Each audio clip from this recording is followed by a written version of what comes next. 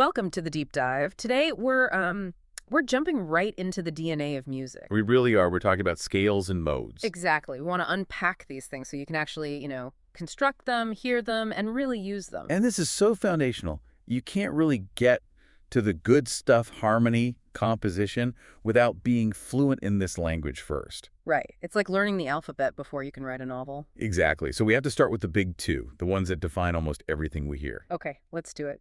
So where do we begin? The first one is the major scale. It's the sound we all know. Bright, sable, the Dara-Mi sound. It is. But in the world of theory, it has another name.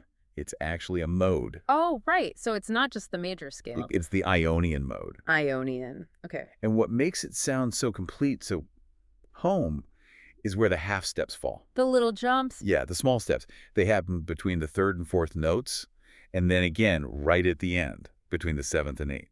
And that last one is the important one, right? The one that pulls you back. That's the one. It's the leading tone. It creates this tension that just has to resolve back to the tonic.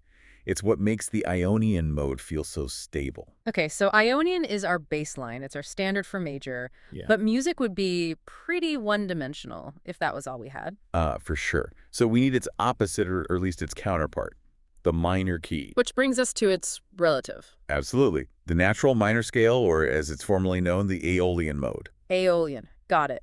Now, the cool thing about this, and this is a huge shortcut for anyone learning, Oh, it's the best shortcut. is that it uses the exact same notes as its relative major. The exact same key signature. No changes. So wait, how can it sound so different if the notes are identical? It's all about your starting point, your home base. Instead of starting on the first note of the major scale, you start on the sixth note. So for C major, you're not starting on C anymore. You're starting on A. You're starting on A. And suddenly A is your new tonic. That's your new home. And just by shifting that focus, the whole mood changes. Completely. Yeah. Because now those half steps are in different places relative to your new starting note. Okay. They're between the second and third degrees and the fifth and sixth. And that's what gives it that more melancholic, moody sound. That's the Aeolian sound, all without adding a single sharp or flat. It's just a change of perspective. Okay, so now we get into where it gets really interesting, because composers, especially in the classical era, they started using this Aeolian mode, and they found a problem with it. A big problem. A structural one. What was it? The natural minor scale is actually kind of weak when it comes to harmony. Weak cow. It doesn't have a proper leading tone. Yeah. That seventh note is a whole step away from the tonic. It doesn't have that magnetic pull back home that the major scale has. And without that pull, you can't build that really powerful dominant chord, the V chord, that drives all of Western harmony. You just can't. It sounds unresolved. So they had to fix it. They needed to engineer a solution. And that solution was the harmonic minor scale. That's it. And it was a very simple, very elegant fix. You just take the seventh note of the natural minor scale. And you raise it by a half step. You just raise it by a half step. Instantly, you've created a leading tone. Yeah. You now have that tension and that powerful pull back to the tonic. Harmony problem solved. But as you solve one problem, you create another. And this is what I love about this. The new problem was a melodic one. It was. By raising that seventh note, you create this big, awkward gap between the sixth note and the new raised seventh. A gap of a step and a half. An augmented second. And it sounds very dramatic, very exotic. Yeah, you hear it in film scores or maybe some kinds of folk music. But for a smooth, singable melody, it's a bit of a hiccup. That's very jumpy. And composers wanted something smoother for their melodies, so they came up with yet another version of the minor scale. The third personality. For a third personality, the melodic minor. And this one is tricky because it's not static. It changes depending on which direction you're going. Right. It's the directional scale. The whole point is to fix that augmented second for melodies moving upwards. So how does it work going up? As the scale is ascending, you raise both the sixth and the seventh notes. Both of them. Both of them. Raising the sixth smooths out that gap, and raising the seventh gives you the leading tone you need to get to the top. So going up, it actually sounds a lot like a major scale, just with a minor third. Okay, so it's a smooth ride up to the tonic. But what about when you've reached the top and you're coming back down? Well, once you're heading down, you don't need that pull anymore. The drama's over. You don't need the leading tone? You don't. So you just get rid of the alterations.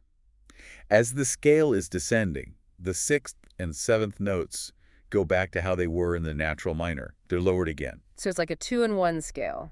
Dramatic on the way up, relaxed on the way down. It's an incredibly clever solution to a very specific melodic problem. All right, so that's the major and the 3 minors. That's the core of, well, of most music we hear.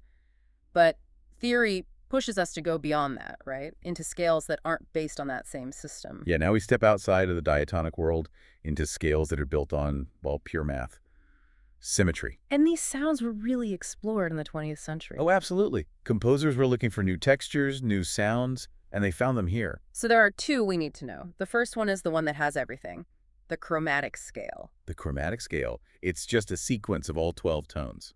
So every single note is just a half step away from the next? Exactly. 13 notes if you include the octave. It's the smallest possible interval, repeated over and over. And you hear this all the time, but not usually as the main scale of a piece. It's more for tension, right? It's all about tension and movement. It has no home bass, no tonic. So it's perfect for connecting chords, for building suspense, for a fast, virtuosic run. It's pure motion. Okay, so that's chromatic. The other symmetrical scale gives us that dreamy, floating sound. The whole tone scale. Ah, the whole tone scale. This one is just beautiful. And its construction is right there in the name. It is. It's a scale made up entirely of whole steps. So no half steps at all. None. Which means it only has 6 notes before you repeat. And what's really wild is that there are only 2 unique whole tone scales in all of music. Only 2? How's that possible? One that starts on C and one that starts on C sharp. Every other one you can play is just one of those 2, but starting on a different note. That's amazing. So why does it sound so floaty, so rootless? Because there are no half steps to create that gravity, that pull. There's no leading tone. Every chord you build from it sounds augmented and unresolved. It just kind of hangs in the air. Which is why composers like Debussy loved it. It was perfect for creating atmosphere and color without being tied down to traditional harmony. It's the ultimate escape from the rules. Okay, so we've done the main ones, we've done the symmetrical ones, now we get to the really nuanced stuff. The other modes. The church modes, yeah. If major and minor are the primary colors, these are all the other shades on the palette. And the key thing to remember is that they're all related, right? They all come from the major scale. They're all family. You just take a major scale and you start on a different note of that scale and you've created a new mode. We already met 2 of them. Right. Ionian, which is just starting on note 1, the major scale. And Aeolian, starting on note 6, the natural minor. So let's quickly go through the other 5. Let's start with one that's kind of minor, but a little brighter. Dorian. Dorian, yes. You start on the 2nd degree of the major scale. It's a minor mode, but its special flavor comes from a raised 6th degree. It gives it this hopeful, slightly jazzy or folky lift that natural minor doesn't have. Okay. And then on the 3rd degree, we get Phrygian. This one is dark, very dark. Phrygian is defined by its flattened 2nd degree. That half step right at the beginning gives it a really intense Spanish or flamenco kind of sound, very dramatic. All right, let's switch to the major sounding modes. Starting on the 4th degree, we get Lydian. Lydian is like major plus. It's super bright, almost magical sounding. Why is that? Its characteristic note is a raised 4th degree. That note gives it this incredibly open, wondrous, floating quality. You hear it a lot in film scores for, big, majestic scenes. Cool. And next, the one that every rock and blues guitarist knows, starting on the 5th degree, Mixolydian. The go-to rock scale. Mixolydian is almost a major scale, but it has one crucial difference. A flattened 7th degree. So it doesn't have that strong leading tone. Exactly. It has a more relaxed, bluesy, unfinished feel. It's not pushing to resolve, it's just happy to hang out. Perfect for a guitar riff. And that leaves us with the last one, the oddball, starting on the 7th degree, Locrian. Locrian is the weird one. It's theoretically unstable. Because the main chord built on it is diminished. Exactly. It has a flattened 2nd and a flattened 5th. That interval of a tritone sitting right over the root makes it sound incredibly dissonant and tense. You really don't see it used very often as a melodic foundation. It's more of a special effect. Wow. So that's the whole family, from the stability of Ionian all the way to the tension of Locrian. #outro. And that really is the toolkit. If you can build these scales and, more importantly, if you can identify that one characteristic note in each one, you have the language to understand melody and harmony on a much deeper level. So as we wrap up this deep dive, we want to leave you with one final thought to sort of chew on. Right. We've talked about how scales like the harmonic minor were changed out of necessity. They need to create that pull, that harmonic gravity. The leading tone. The leading tone. So here's the question. How might a composer use the other modes, like Lydian with its bright raised fourth, or Mixolydian with its relaxed flat seventh, to do the exact opposite? To deliberately avoid that pull. Exactly. To write music that doesn't feel the need to resolve in the traditional way. Think about composers who were more interested in mood and color than in forward motion. Like the Impressionists again. Perfect example. Hmm. They knew that by choosing one of these modes, they could change a single note and completely alter the emotional landscape of a piece, making it float instead of march. So how can you use a single interval change to escape those traditional expectations in your own music? That's the beginning of moving from just knowing theory to actually using it with artistic intent. And on that note, that's all for this deep dive. Keep practicing, keep listening, and we'll catch you next time.